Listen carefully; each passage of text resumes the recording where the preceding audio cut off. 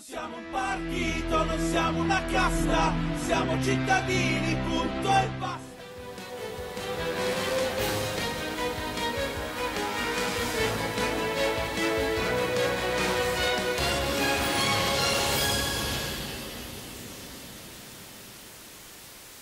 A voi tutti una cordiale buona giornata e buongiorno a Barbara Businaro, capogruppo del Movimento 5 Stelle e Consiglio Comunale, e Michela Furin, ex candidata a sindaco per il Movimento 5 Stelle, che rappresentano una delle vere novità, insomma, di questo nuovo Consiglio Comunale.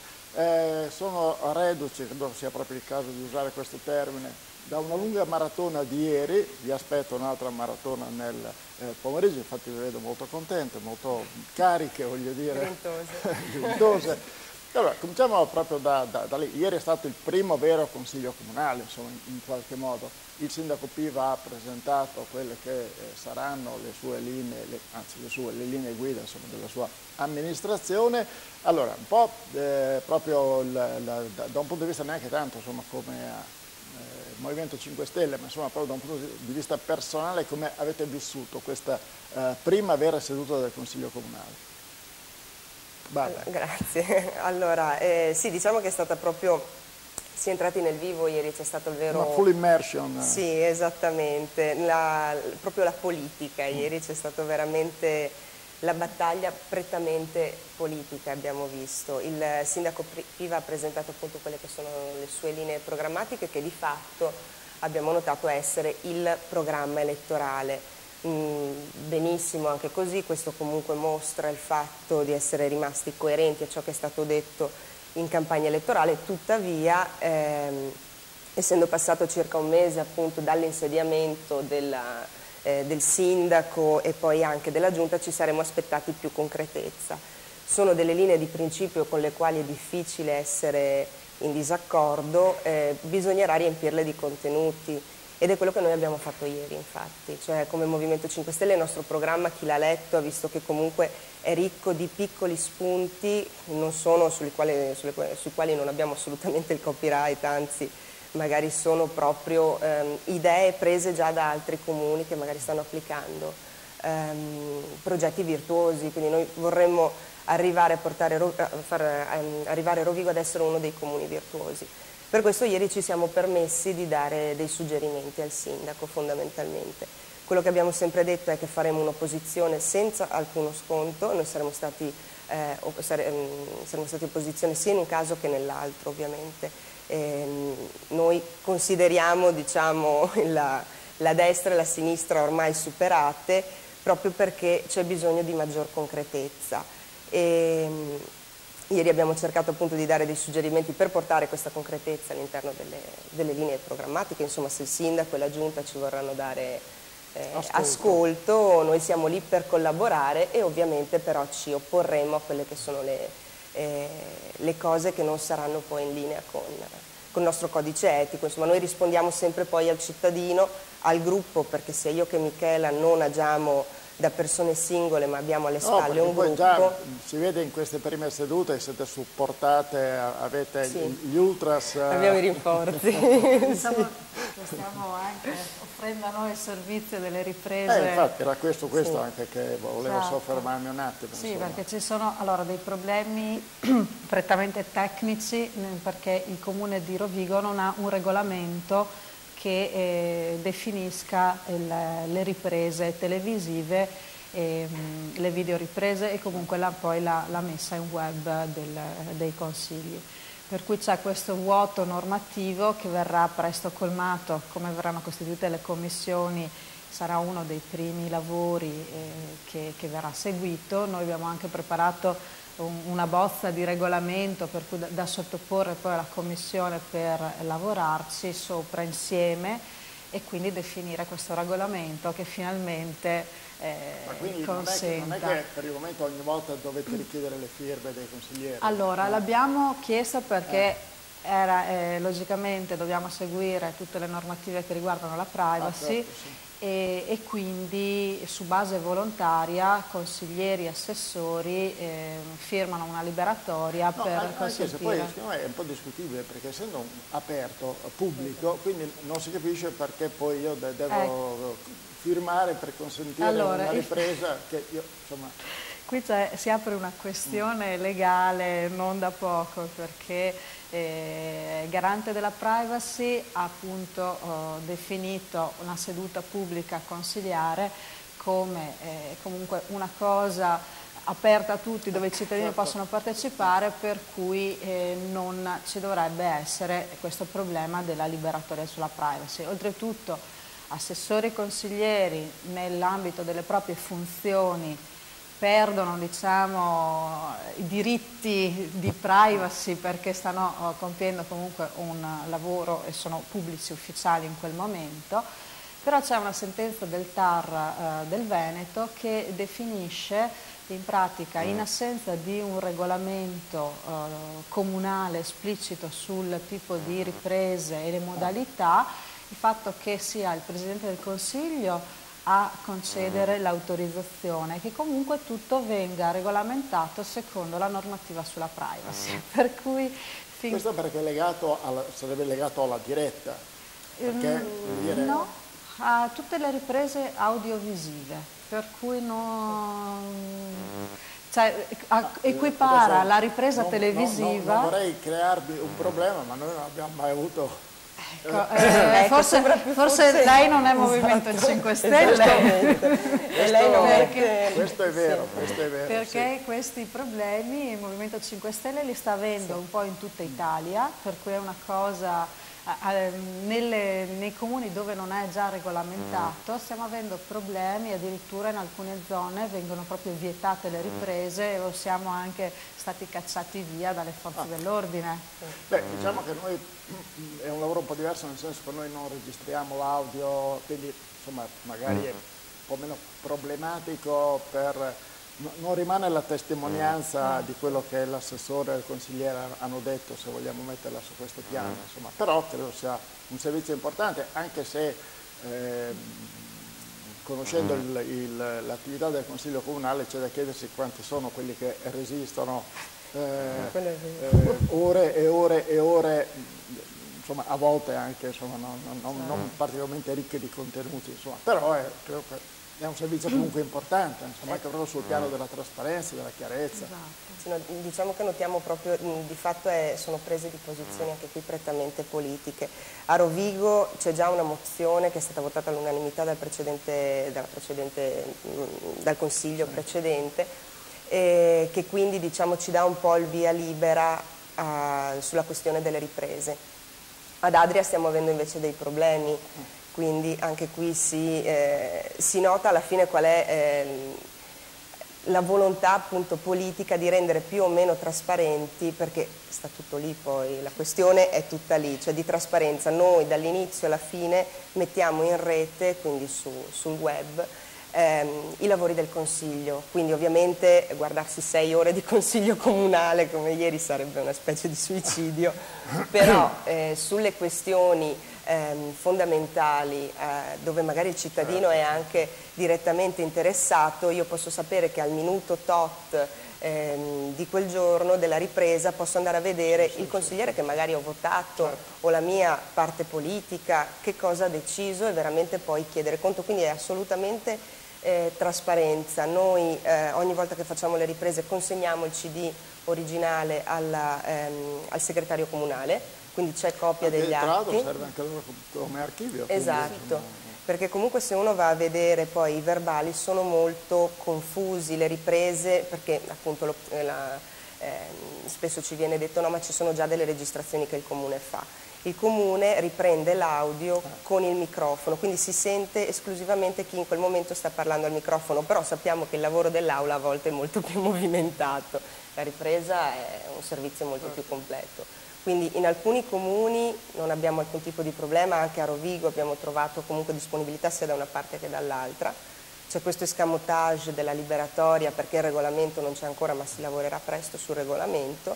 Ad Adria purtroppo il nostro gruppo sta avendo degli ostacoli appunto. Ostacoli che inizialmente non ci devono essere, perché anche il vice sindaco si era impegnato proprio con una carta per iscritto a consentire comunque le riprese, anche se noi non siamo entrati in consiglio ad Adria, però proprio per garantire questo servizio al cittadino di trasparenza, per cui c'era un impegno scritto che poi invece adesso si stanno un po' rimangiando. Si stanno rimangiando, per cui nonostante una campagna elettorale impostata sulla trasparenza, su non abbiamo nulla da nascondere, adesso invece stanno facendo marcia indietro, quindi lì ad Adria stiamo facendo una battaglia anche proprio per avere la possibilità, insomma, di avere le riprese e metterle a disposizione dei cittadini.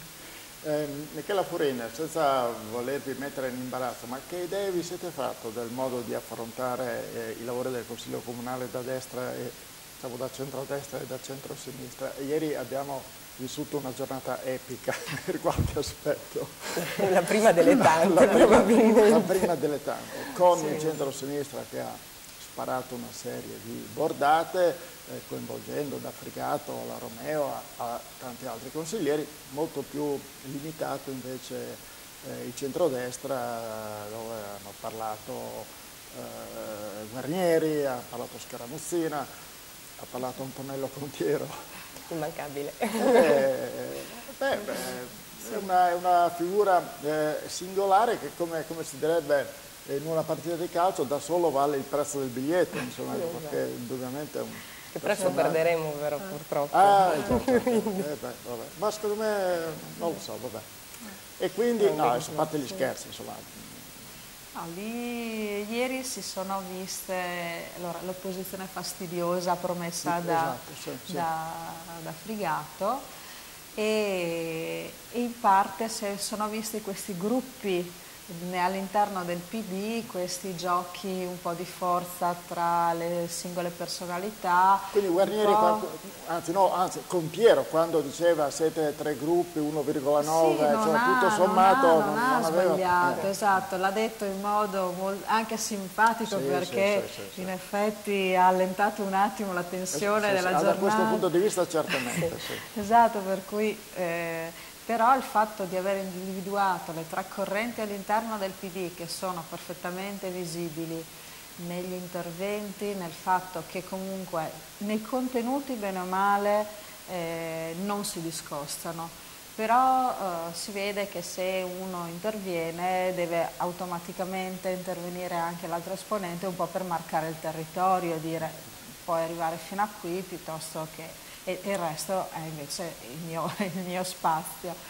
E questo oltretutto provoca lungaggini nel corso del Consiglio, perché ieri abbiamo interrotto dopo 4 ore e mezzo analizzando solo il primo punto, che non era neanche in discussione, non era neanche in votazione, era solamente in discussione, perché il PD su 7 componenti 6 sono intervenuti, un intervento di 20 minuti ciascuno, alcuni anche sforando il proprio tempo, sono state quasi 2 ore di interventi solo da parte del PD.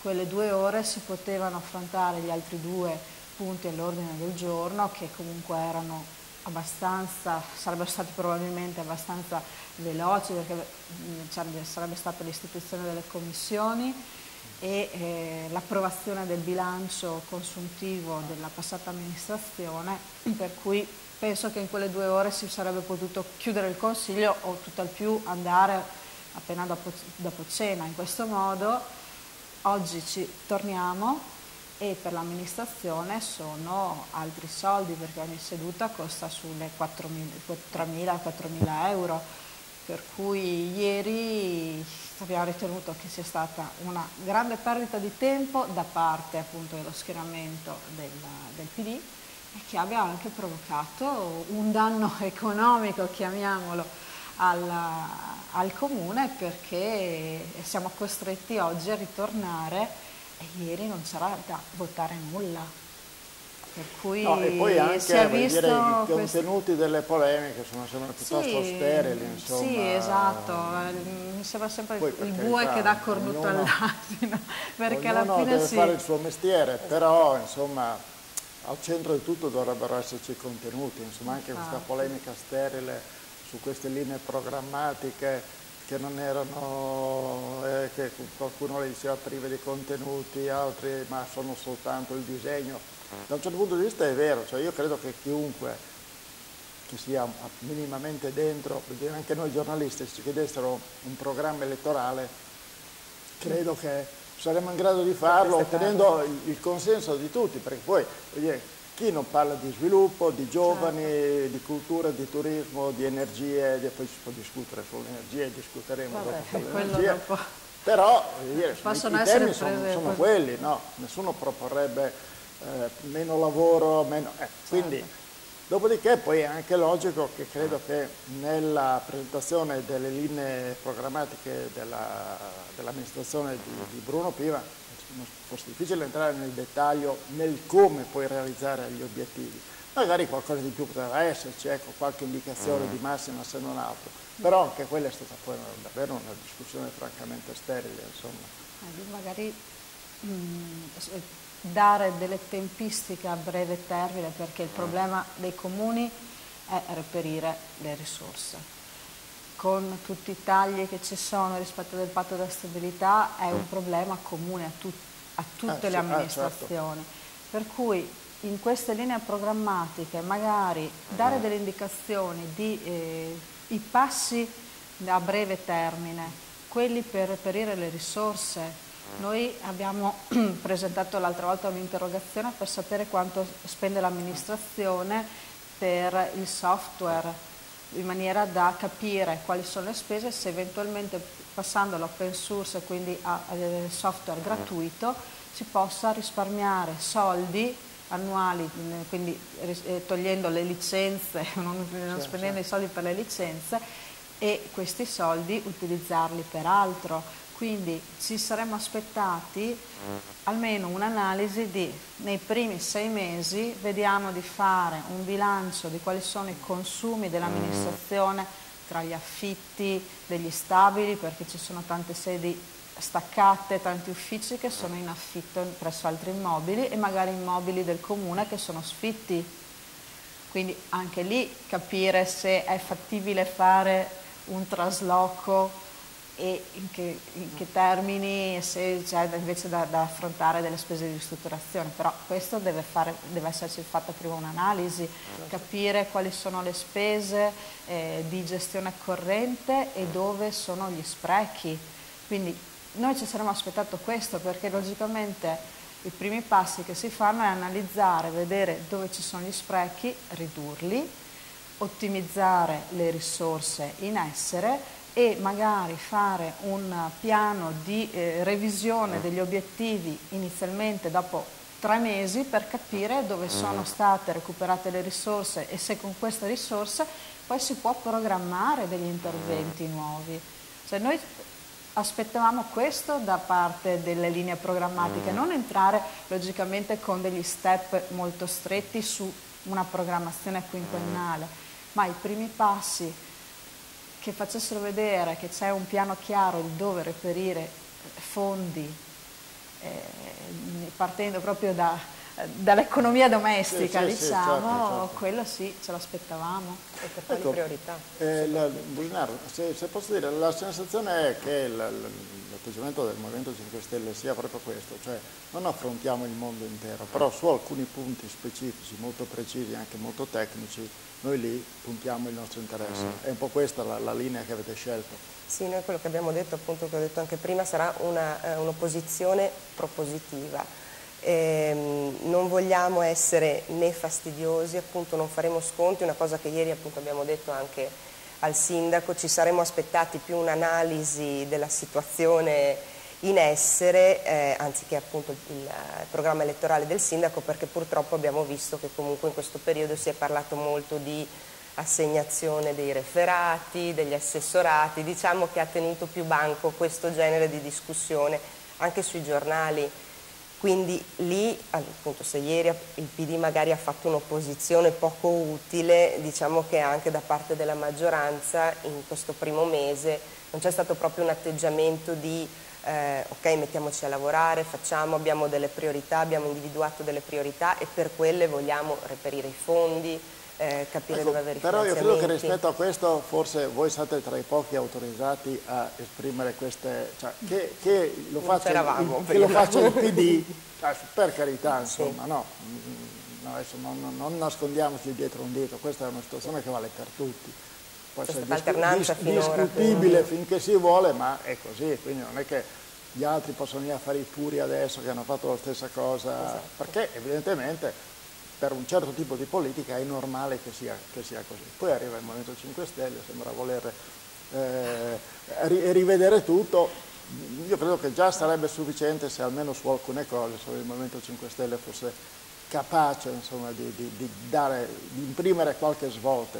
Avete avuto i complimenti anche di Guarnieri ieri. Cosa difficile da ottenere, ma no, non vogliamo fare i primi della classe, sia chiaro, non abbiamo la verità in tasca, però il nostro gruppo è composto da tante teste, lavoriamo tutti assieme, molti sono tecnici, altri hanno un altro tipo di formazione, siamo cittadini che vengono da lì fuori della politica, magari ci siamo sempre interessati, però non siamo mai entrati nella politica.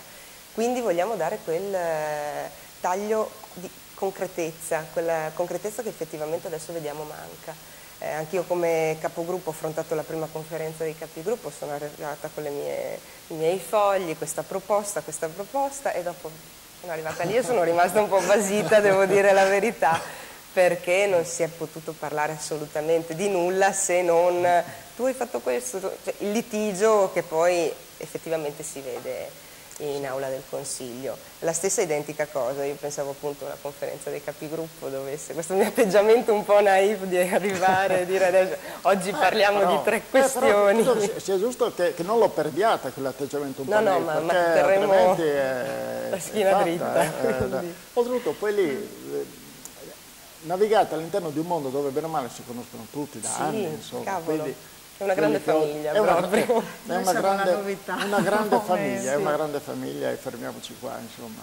Finora ci trattano tutti con un certo rispetto, vediamo insomma se andando avanti vedremo. No, aspettatevi di essere sbranate prima o poi, insomma, nel momento in cui darete un po' fastidio a qualcuno, allora da destra o da sinistra. Non siamo ancora entrati nel vivo delle questioni scottanti, però su quello assolutamente non molleremo di un punto. Quindi adesso siamo ancora un po' alla novità, le riprese. Guarnieri, Contiero dimostrano di apprezzare molto, insomma, questa novità. No, è solo un peccato che siate contro la riconversione della centrale. Sempre e assolutamente contro. Anzi, siamo uno dei pochi gruppi che, per carità siamo un gruppo giovane che esiste da poco, che però assolutamente su questa cosa ci sentiamo di dire non cambieremo idea, come purtroppo stiamo notando invece da altre parti politiche. E vogliamo essere assolutamente chiari, noi siamo per l'assoluta chiusura anche proprio della centrale, anche l'ipotesi a metano è abbastanza campata in aria secondo noi, sarebbe comunque... sappiamo che il gas del rigassificatore è destinato alla Germania, non è destinato all'Italia, quindi ha tutt'altro scopo. Mettere assieme le due aziende perché collaborino, Enel ed Eni, per appunto creare una centrale a metano, il cui comunque impatto ambientale non sarebbe poi molto minore, per noi insomma, è impossibile. Noi parliamo invece di sviluppo del parco ed è una cosa che non è mai stata seguita seriamente, e non smetteremo mai di sottolinearlo, è proprio per ripicche politiche fondamentalmente. Non c'è sinergia tra provincia, tra comuni, all'estero si vedono realtà simili a quelle del Delta o comunque che hanno avuto uno sviluppo che noi ci auguriamo appunto avrà anche il Delta. Queste realtà però hanno visto la collaborazione di tutti gli amministratori, manca questa volontà politica fondamentalmente. Abbiamo l'esempio di Civitavecchia, della centrale gemella appunto a quella di Porto Tolle. C'è stato un bel convegno organizzato dai comitati ambientalisti dove appunto i gli amici di Civitavecchia sono stati invitati a parlare, dove si è visto che ad 1 anno e mezzo dalla messa in funzione della centrale il lavoro è già sparito di fatto, sono rimaste appunto solo le persone addette alla centrale, quindi dipendenti Enel, perché poi molti sono stati spostati e portati lì, ma di fatto non si è creato nulla attorno alla centrale. I progetti lì attorno saranno una discarica, un cementificio, perché poi comunque le ceneri dovranno essere utilizzate, quindi questo è il tipo di sviluppo che si prospetta a Civitavecchia. Quindi pensare e dire la centrale è compatibile con il parco è una follia, ecco. No, vabbè, io non entro ovviamente nel merito. Dico però che è impossibile mediare, cioè vuol dire, voi avete questa posizione molto rigida, che è una posizione che comunque non pagherà. No, ho capito, per carità, lo dico io, secondo me non pagherà. Allora, rispetto a chi dice, è chiaro che l'aspetto dei posti di lavoro viene avvertito con grande interesse dal territorio, l'indotto, è vero, ma Civitavecchia forse non ha avuto, ma Portotolle è un'altra cosa. Sì. Quindi indotto, gente che andrà lì a lavorare, quindi ci sarà necessità di dormire, di mangiare. Sono state promesse le stesse identiche cose, sia di qua che di là, e sono i sindacati adesso a dire che non c'è assolutamente lavoro a Civitavecchia. Però qui i sindacati, cioè qui l'intero territorio a questo punto, con qualche eccezione ovviamente, è favorevole alla riconversione della centrale, che qualcuno l'abbia subito, per carità, io questo non lo discuto, però oggi, insomma, volente o nolente, c'è quasi un intero territorio che dice sì alla riconversione a carbone. Un intero territorio politico che dice sì alla conversione, bisogna poi andare a vedere i cittadini, non dai sindacati agli imprenditori, al mondo dei lavoratori. Tanti residenti del Delta invece hanno protestato. C'è il comune di Rosolino che ha puntato tutto sul turismo, i pescatori hanno comunque già avuto danni per il problema del rigassificatore, perché c'è stata moria di pesci e quindi hanno già vissuto il problema dell'inquinamento del mare. Gli agricoltori comunque sono preoccupati per quanto riguarda i prodotti DOC del Delta, che rischierebbero comunque di essere inquinati dalla centrale. Ci sono state tutta questa serie di proteste di operatori turistici, agricoltori, solo che non hanno lo stesso risalto nei media che hanno invece le manifestazioni pro Enel.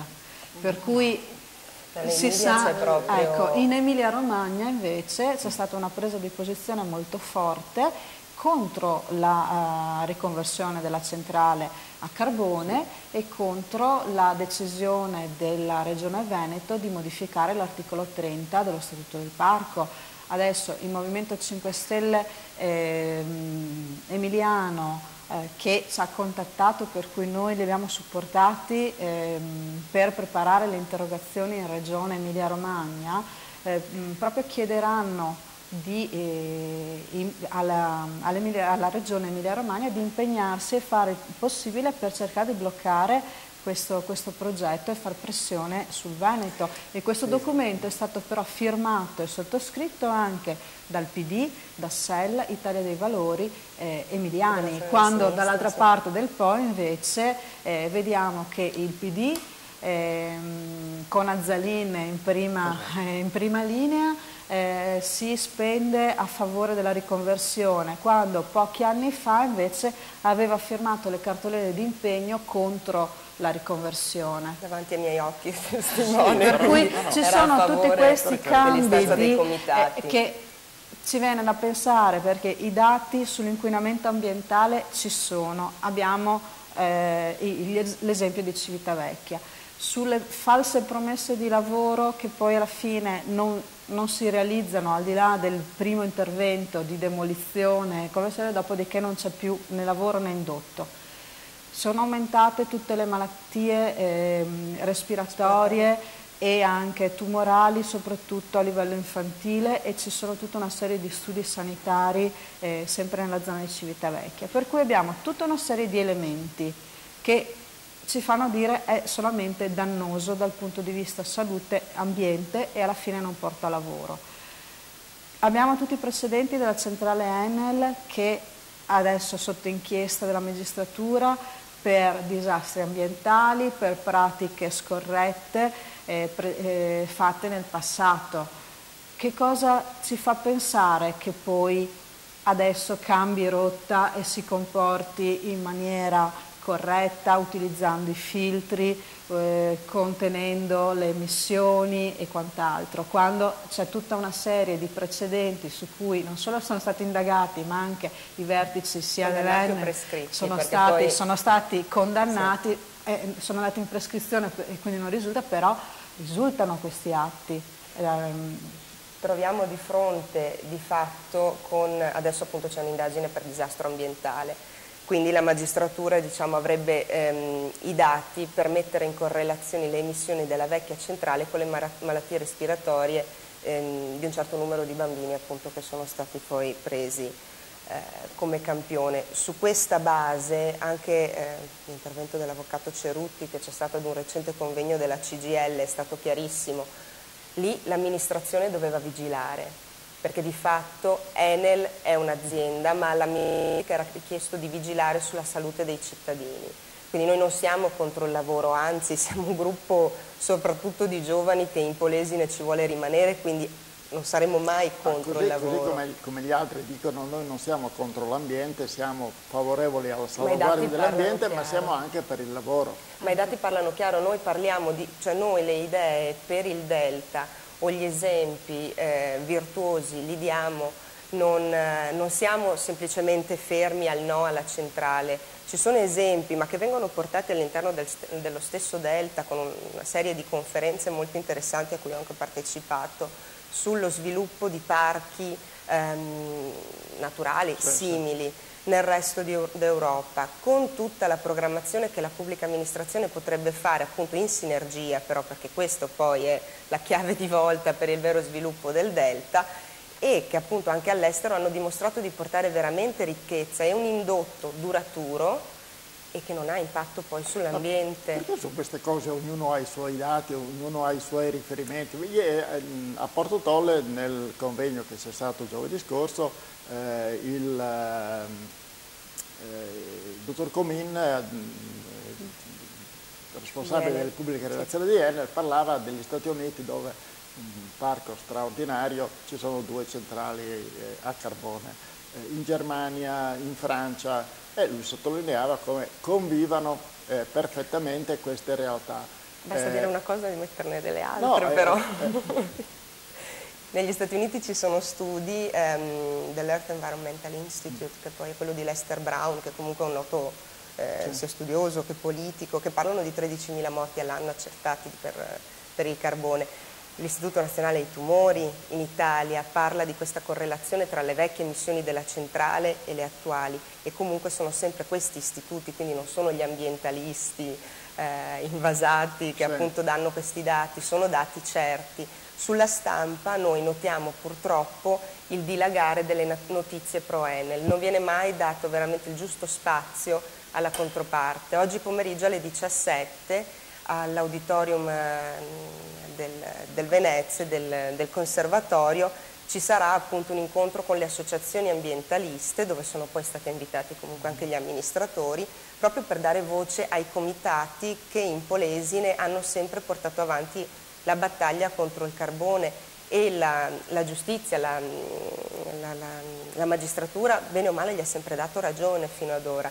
Quindi non dimentichiamoci che ci sono anche delle sentenze, che ci sono delle normative europee che noi stiamo cercando di aggirare in tutti i modi, anche con la recente finanziaria, con l'articolo 35 che appunto permetterebbe di installare impianti inquinanti ovunque nel Paese, però ci sono appunto le normative a livello europeo, cioè non imposte dagli ambientalisti, di certo non possiamo dire che l'Europa sia ad un senso unico. Quindi ci chiediamo perché di questo accanimento. Di fatto in tutti questi anni non è stato creato un posto di lavoro con Enel, perché da quando la centrale è ferma non si è creato altro, sono state date solo illusioni. Noi ci chiediamo, i cittadini che richiedono la riconversione, perché non vanno questa volta a tirare per la giacchetta i loro politici e a dire in tutti questi anni però voi cosa avete proposto di alternativo? Ricordiamoci che nel piano finanziario di Enel fino al 2014 non c'è un euro previsto per la centrale a carbone. Fino al 2014 cosa faranno i lavoratori che sono lì che aspettano? Cioè non si può continuare a illudere la gente, anche se noi, poniamo per ipotesi, fossimo a favore della centrale a carbone, però di fatto in attesa che cosa si fa? Non c'è un'idea, non c'è una proposta concreta, quindi non si può continuare a cambiare bandiera. Ci dispiace però appunto, ripeto, Azzalina ha firmato davanti ai miei occhi la cartolina dei comitati ambientalisti contro la riconversione e me lo sono ritrovato appunto al convegno della CGIL pro, assolutamente. Ma nel momento in cui, per carità, voi fate la vostra battaglia come è giusto che sia, personalmente ritengo che passeranno sopra le vostre teste in ogni caso, insomma. Però, vabbè. Ci saremo però. No, ma questo si capisce perfettamente. Quindi, allora, non si potrebbero fare due battaglie, una questa determinata, assoluta, forte, ma una anche su questo centro, su questo osservatorio delle condizioni ambientali che dovrebbe accompagnare la riconversione. Allora, quello probabilmente forse ha più senso, cioè dire guardate, allora, noi facciamo la nostra battaglia, noi siamo per il no assoluto, siamo per togliere la centrale dal parco, in subordine però siamo qua e un po' come farete in consiglio comunale, insomma, no? Un po' l'attenzione di chi viene da fuori, da chi forse non ha, anzi no, senza forse, di chi non ha interessi particolari se non rappresentare i cittadini, e allora io mi batto per quello. E quindi mi batto perché l'osservatorio sia un osservatorio reale, perché se Enel dice ridurremo dell'80% le emissioni, devono essere l'80% e non il 75%. Ecco, in questo senso vedrei meglio e di più insomma, una battaglia. Questo è dato per scontato, nel senso che se nel momento in cui la centrale si farà o si dovesse fare, noi saremmo lì comunque a controllare con i nostri dati, perché certo. Anche l'osservatorio di Civitavecchia, ricordiamoci che funziona a giorni alterni, a seconda veramente di come tira il vento, quindi anche lì non ci sono dati certi e sicuri, perché ogni tanto, guarda caso, l'osservatorio non funziona, non produce dati. Allora lì chiediamo all'amministrazione, cioè, è veramente indipendente questo osservatorio?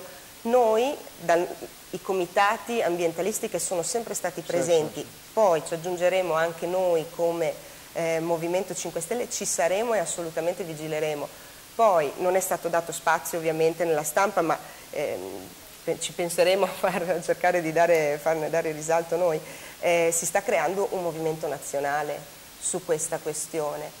I comitati contro il nucleare, i comitati per l'acqua pubblica e quindi per i beni comuni, sabato scorso a Roma si sono riuniti, c'erano appunto i comitati ambientalisti, insomma in rappresentanza e noi del Movimento 5 Stelle, appunto per creare questo grande movimento nazionale, perché poi questo problema c'è a Savona, c'è a Civitavecchia, c'è a Brindisi. Ricordiamoci che ci sono tutte indagini della magistratura, tutto è stato fatto finora fuori regola e non lo diciamo noi, appunto lo dicono le carte.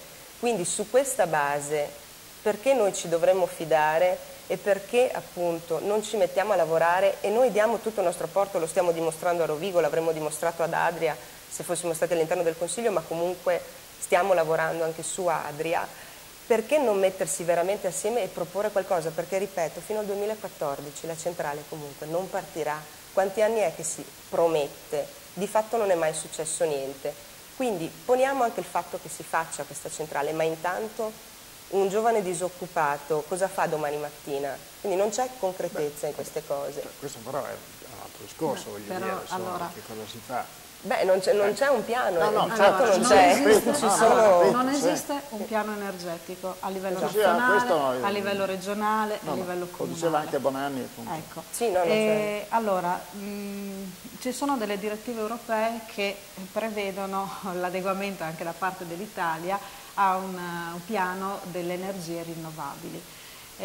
L'Italia sta valutando ancora, è la seconda bozza, probabilmente non firmerà e andrà avanti perché non ha la più pallida idea di quello che c'è sul territorio e probabilmente non lo vuole sapere, far sapere, perché forse se facciamo la mappatura effettivamente di tutte le centrali tra le biomasse, biogas, inceneritori e quant'altro, probabilmente si avrebbe la conferma che effettivamente non servono le riconversioni di grosse centrali perché produciamo già abbastanza. Qui ci sono dei dati di Terna Esatto, che ci sono- parlano chiaro a riguardo. Ecco. L'Italia ha una potenza installata che è doppia rispetto ai suoi picchi massimi di energia consumata, quindi dati Terna, Ecco, sempre sì. non dati Sì, degli sì, sì, ambientalisti. Se sia però si chiaro. facesse effettivamente la mappatura delle fonti energetiche esistenti e un piano energetico di sviluppo, probabilmente tutti questi grossi progetti che riguardano gli interessi esclusivamente delle multinazionali,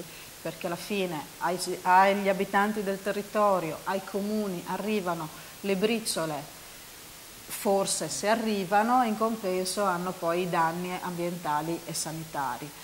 Mentre se si puntasse prevalentemente, non si parla mai di efficienza, si parla sempre dobbiamo realizzare questo, dobbiamo fare questo, abbiamo bisogno di, bisogna incrementare perché non abbiamo mai a sufficienza l'energia. Ma noi ne sprechiamo tantissima. Cioè io faccio sempre il paragone delle nostre abitazioni che sono delle automobili col serbatoio bucato. È come se noi andassimo in giro, facciamo il nostro pieno dura 100 metri e chiediamo di avere un distributore ogni 100 metri perché dobbiamo fare benzina. Io dico, non è più logico tappare il buco, fare il pieno e poi continuare e fare magari 600-700 km. No, è un bel esempio questo, certamente. E insomma. quanto lavoro si creerebbe ecco, e poi quanto lavoro si investendo veramente creerebbe, in questo anche settore. l'edilizia che è in crisi, facendo tutti interventi di ristrutturazione, di manutenzione straordinaria, di efficientamento energetico, quindi partendo dall'involucro della casa, sostituendo gli impianti, si metterebbe di nuovo in moto l'economia, che non è quella delle grosse imprese che fanno le grosse infrastrutture, ma sono proprio le aziende a conduzione familiare, gli artigiani che lavorano sul territorio e che vivono sul territorio. Che tra l'altro sono anche il maggior numero presente. Esatto, l'Italia esatto, che è quindi fatta così, potrebbero appunto. lavorare, rimettere in moto l'economia, facendo, è vero, piccoli interventini, ma che sarebbero continui, perché il nostro parco abitativo è veramente da rinnovare completamente. Ecco che invece di costruire nuovo, consumare il territorio e cementificare, si potrebbero recuperare i centri storici, le periferie e quindi anche dando, non solo creando lavoro, risparmio energetico, si rimette in moto l'economia e soprattutto anche poi per le famiglie è un risparmio sul costo delle bollette. Ah, quello sì. Per cui alla fine si hanno tutti i vantaggi e consumando meno non c'è poi più bisogno di produrre e di avere centrali su centrali. Quindi è questo che bisognerebbe fare. E in questo modo si risolvono proprio i problemi economici, per cui le aziende che sperano di lavorare nella centrale fondamentalmente saranno imprese che faranno opere di demolizione, perché dopo saranno aziende molto specifiche. Abbiamo visto con la costruzione del rigassificatore quante imprese polesane hanno lavorato lì, pochissime o quasi nessuna. Vabbè, Perché però io credo che anche lì ci siano state pesanti responsabilità del territorio, insomma, rispetto al rigassificatore. Insomma. Secondo me ci sono troppe cose che passano sulla testa degli amministratori locali, insomma. Perché non c'è una forza, cioè dire, probabilmente i personaggi forti del Polesine pensano ad altro, insomma. Sono pochi, devono controllare troppe cose, a volte Così, insomma. decidono un po'. Diciamo che è più facile costruire una giunta che non confrontarsi con Enel. Anzi, è già difficile costruire una giunta, figuriamoci confrontarci con Enel. No, non è per fare, per carità, appunto, sempre non abbiamo la verità in tasca, però sì, ci vuole effettivamente un grado di preparazione che magari non è richiesto al singolo politico, ma è richiesto a tutto l'apparato. Comunque l'amministrazione in generale dovrebbe mettere a disposizione questi strumenti e fare delle valutazioni oggettive e fare una programmazione di lungo termine, quindi sia in termini di salute che appunto occupazionali, e valutare anche delle proposte alternative che di fatto, ripetiamo, non ci sono. Si parla di progetti mastodontici come quello della cattura e sequestro della CO2, a parte che è proprio campato in aria perché è sperimentale, non esiste ancora neanche su carta questo progetto. Negli Stati Uniti si sta praticamente abbandonando perché di fatto si sta vedendo che è troppo costoso. Ma se vengono qui gli Stati Uniti ma perché vengono in Italia? Per capire cosa stanno facendo, perché per poi negli Stati Uniti non glielo lasciano fare. Perché non lo fanno negli Stati Uniti dove hanno un territorio enorme, dove hanno bisogno di Civitavecchia? No, quello perché è un noi progetto... siamo il Far West, noi siamo il Far West energetico. Tutte le discussioni delle trivellazioni, degli studi, delle sperimentazioni, le stanno facendo in Italia. No, cioè quello lì appunto è un progetto... Ma voi siete il partito del no. Assolutamente no, noi abbiamo appunto su queste cose, ma per tutto. Parliamo di smart grid, quindi di rendere anche la rete efficiente e adatta a sostenere, a supportare l'energia messa in rete dalle energie alternative. Nel nord Europa c'è un progetto meraviglioso che è quello appunto di creare, mettere in sinergia addirittura non i comuni ma i paesi, quindi Germania, Francia, Norvegia, per creare tutta una rete dove ci sia appunto lo scambio delle energie, dove non arriva l'eolico di una parte, arriva il solare dall'altra, creando un'unica... Molti paesi europei hanno già partecipato, l'Italia poteva benissimo essere tra questi paesi perché con tutto l'apporto del solare noi avremmo potuto essere, diciamo, una delle centrali, tra virgolette, pulite, maggiore. In realtà da questi progetti l'Italia è sempre fuori. Però si dice che a questo tipo di energia manchi la continuità. Appunto per questo progetto in sinergia tra tanti paesi europei appunto è stato creato proprio per questo. Verrà creata una centrale idroelettrica, diciamo, che verrà utilizzata in caso di mancanza ad esempio di eolico, cioè quella centrale verrà caricata. Non vorrei dire una bugia, in Norvegia, l'idea è quella di mettere in rete più in Scandinavia, esatto, un mix di energie che è poi quello, insomma, di cui si parla. Quindi rendere anche la rete efficiente, quello sarebbe un investimento enorme che in Italia, di cui l'Italia avrebbe molto bisogno, perché ricordiamoci che anche ad esempio in Puglia c'è una potenza installata enorme di impianti, di parchi eolici che non sono in rete. Quindi di fatto buttano via energia, però questa energia c'è, bisognerebbe razionalizzare.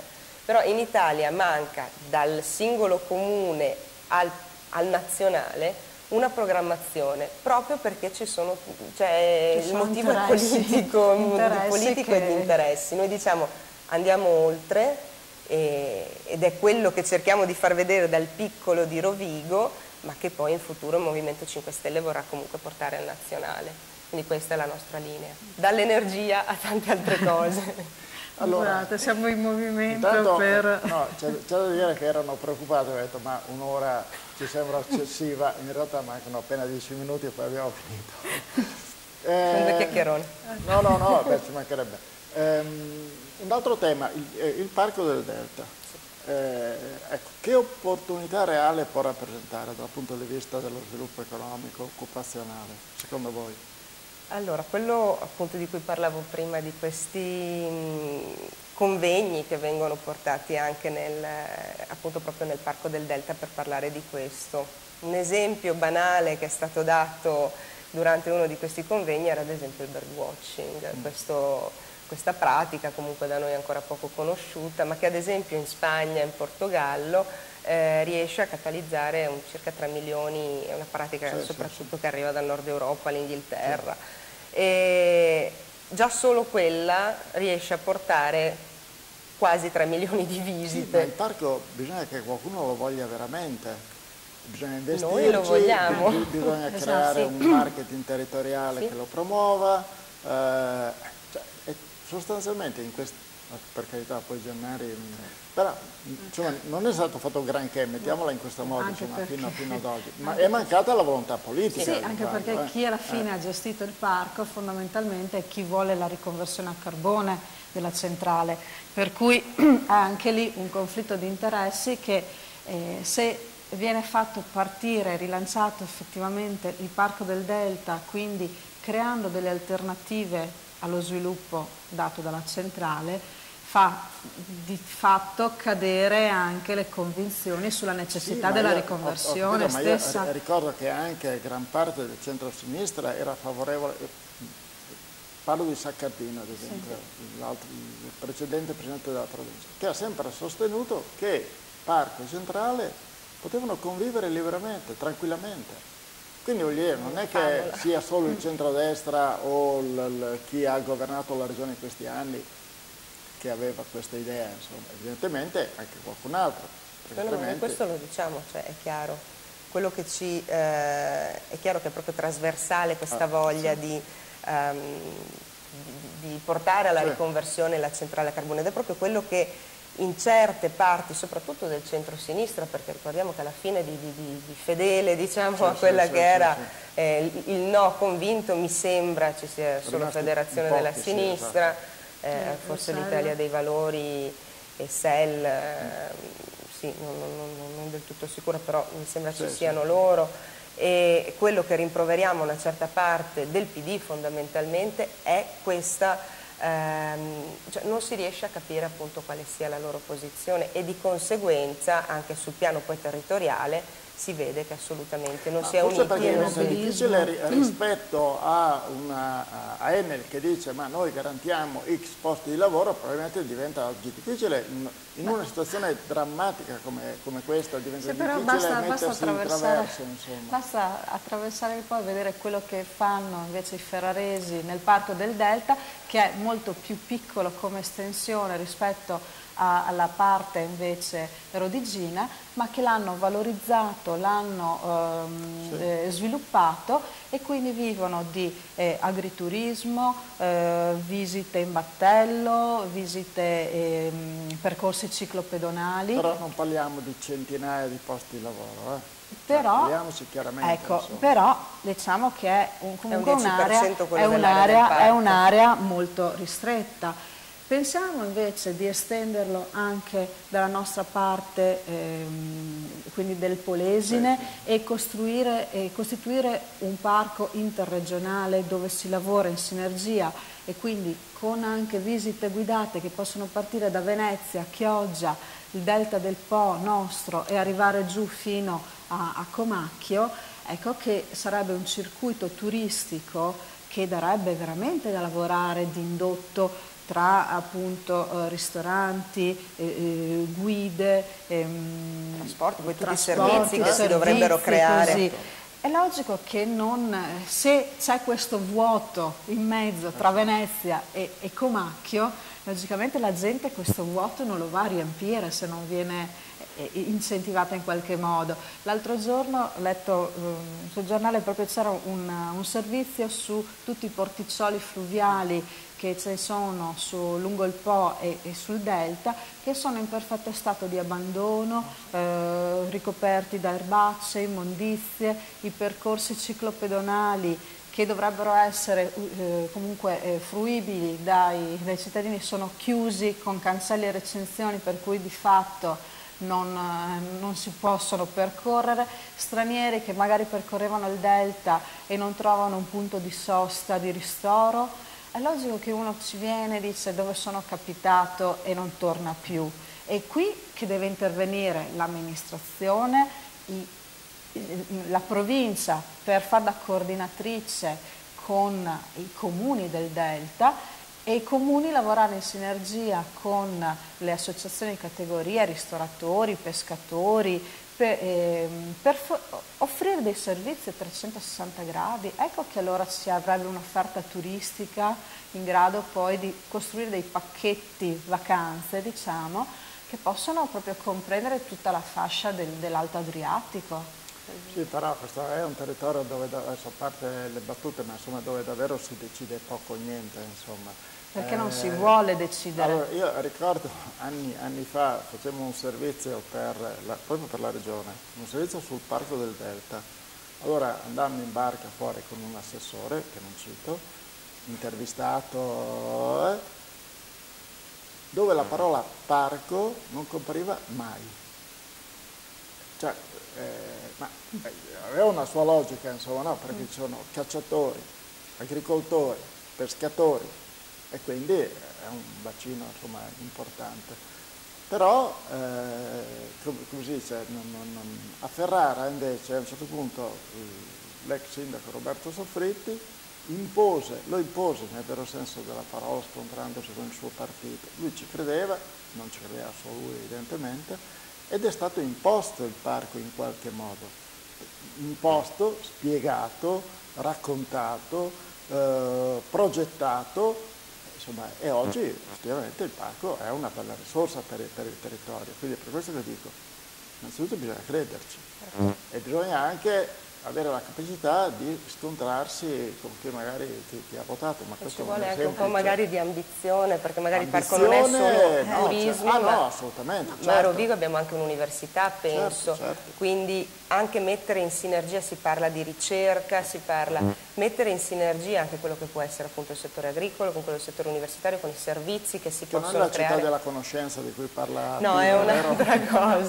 è un'altra cosa, però veramente rendere il Polesine un polo alternativo, veramente nel senso di sviluppare qualcosa di nuovo, un centro di ricerca ma sulla biodiversità, sull'innovazione, anche per quello che può essere il settore dell'energia, agricolo, ma condividerla con il territorio. Questo fatto di dire il territorio è per la riconversione non è vero, cioè dalla stampa appare questo purtroppo, ma tutte le centinaia, migliaia di cittadini che contattano il Movimento 5 Stelle o appunto i comitati ambientalisti che esistono da tanto tempo non trovano voce. Assistiamo a convegni come quello purtroppo della CGIL dove si dice c'è un confronto. Siamo purtroppo riusciti in qualche modo ad ottenere, ad imporre un intervento almeno dell'avvocato Cerutti, che è appunto colui che ha seguito tutte le istanze contro Enel, ma di fatto sono tutti convegni a senso unico. Noi parliamo di trasparenza e di partecipazione, diamo veramente la possibilità ai cittadini di partecipare e di proporre e ascoltiamoli. Al Consorzio di Sviluppo, per fare un esempio, ci sono 1 milione di euro fermi che sarebbero destinati al Parco del Delta, allo sviluppo del parco. Non ci sono progetti. Alcuni dei nostri attivisti avevano presentato un progetto che già da solo nell'immediato avrebbe occupato 28 persone. È fermo. Perché ci chiediamo, dal momento che è lì è confezionato... Non è possibile avere colloqui con dirigenti Consvivo, perché proprio... Angelo Zanellato, allora come? Quello noi chiediamo, cioè le idee, allora noi abbiamo un'idea. Esaminateli, non dico diteci subito sì o subito no, ma esaminate questi progetti prima. Mettiamoci a disposizione dei cittadini affinché, io penso appunto un giovane uscito dall'università, a Rovigo appunto c'è l'università ma poi c'è Ferrara, insomma ci sono tanti poli vicini, veramente il suo unico obiettivo è quello di lavorare in centrale, ma oltre a quello e poi comunque con una Bassano Grimeca che chiude, allora dovremmo spostare tutti i cassi integrati lì, ma dopo, quindi in ogni caso, oltre la centrale, non risolverebbe questa i problemi del Delta, ci vuole comunque dell'altro. Quindi quello che noi diciamo, anche tutti i fondi europei, perché nelle altre parti d'Europa, io ho vissuto all'estero, ho lavorato all'estero, perché nelle altre parti d'Europa si riescono a finanziare dei progetti enormi, bellissimi, molti a fondo perduto per una certa percentuale, con soldi europei che ci sono e che l'Italia perde, mentre da noi non ci sono progetti. Se uno va a vedere nei siti dei comuni, della provincia e non c'è la promozione. In Emilia Romagna già vengono richiesti, perché i progetti per il DET anche banali, cioè tipo un percorso fluviale con canoe così, ha avuto 200.000 euro di finanziamento. Ci vogliono le competenze. Che nel ferrarese riescono a farlo e noi invece no? Siamo più bravi. Ecco, quindi, e questo è un progetto veramente banale, stupidino, insomma, diciamo. No, però è indicativo di quello che se un'amministrazione vuole seguire e vuole veramente realizzare determinate cose, è attenta anche a seguire non solo i finanziamenti regionali ma anche quelli europei, e lo stesso dà le informazioni anche ai privati, perché non è solo l'amministrazione che provvede, ma dà le informazioni e stimola i privati nelle proprie iniziative. Quando invece c'è un po' l'apatia, diciamo, adesso così. c'è il Movimento 5 Stelle che pungolerà politici e amministratori, insomma. Allora, chi vuole darci una mano cerchiamo attivisti, perché con tutte queste idee abbiamo solo bisogno di attivisti. Esatto, noi cerchiamo sempre cittadini che hanno voglia di mettersi in gioco. Tempo e voglia. Sì. E che allora diano il siamo rapporto. arrivati stranamente alla fine di quest'ora. Noi ringraziamo Barbara Businaro e Michela Furin, tra l'altro la lasciamo andare a riposare perché oggi pomeriggio vi aspetta un'altra seduta. Di nuovo. E se finisce presto, dopo c'è anche il convegno, convegno contro il 17. carbone, Sì, esatto, per cui lì purtroppo in contemporanea vediamo. Alle 17 all'auditorium del Conservatorio c'è questo convegno. Grazie di nuovo a Michela Furin e Barbara Businaro, buon lavoro perché insomma abbiamo capito che sarà una opposizione molto pungente, quella che offrirà il Movimento 5 Stelle in Consiglio Comunale. Grazie a voi di averci seguito, buon proseguimento di giornata.